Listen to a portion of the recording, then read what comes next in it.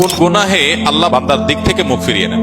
এই বিষয়ে প্রসিদ্ধ একটা হাদিস আছে, নবী সাল্লাল্লাহু আলাইহি ওয়াসাল্লাম বলেছেন, তিন ব্যক্তি এমন আছেন যাদের সাথে কিয়ামতের দিন আল্লাহ কথা বলবেন না, তাদেরকে আল্লাহ তাআলা পবিত্র করবেন না। এই মানুষগুলো যাদের থেকে আল্লাহ তাআলা মুখ ফিরিয়ে নেবেন, তাদের সাথে আল্লাহ কথা বলবেন না, তাদেরকে আল্লাহ পবিত্র করবেন না।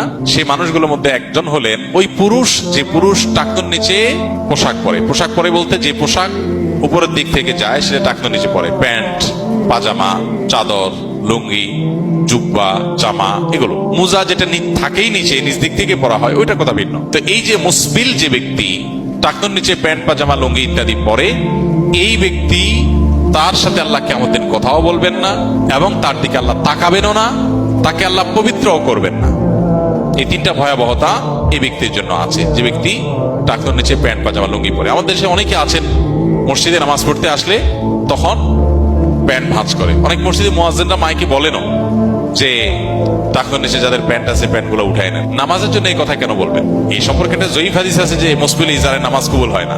হাদিসটা সহিহ সূত্রে বর্ণিত না। বিশুদ্ধ হাদিসগুলো সবগুলো হলো কমন এবং জেনারেল, সব সময়ের জন্য এটা প্রযোজ্য যে পুরুষ মানুষ টাকনুর নিচে পোশাক পরবে না। এখন বৈজ্ঞানিক গবেষণা বলছে যে এটা পুরুষের জন্য ক্ষতিকর। যাই হোক, সেটা গবেষণা কি প্রমাণ হয়েছে এটা বড় কথা না, বড় কথা হলো নবী সাল্লাল্লাহু আলাইহি ওয়াসাল্লাম নিষেধ করেছেন, বাস শেষ।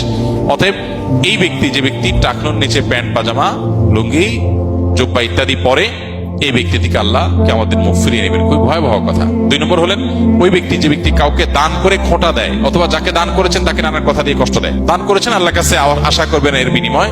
যাকে দান করেছেন তার সাথে আপনার কোনো আলাপ থাকবে না। দান করে খোঁটা দিলেন, কষ্ট দিলেন, খোঁচা মেরে কথা বললেন, এগুলো বললে আপনি আল্লাহ তাআলার দৃষ্টি থেকে সরে যাবেন কিয়ামতের ময়দানে। নাম্বার 3, ওই ব্যবসায়ী, যেই ব্যবসায়ী তার পণ্য বিক্রি করতে গিয়ে মিথ্যা শপথ করে।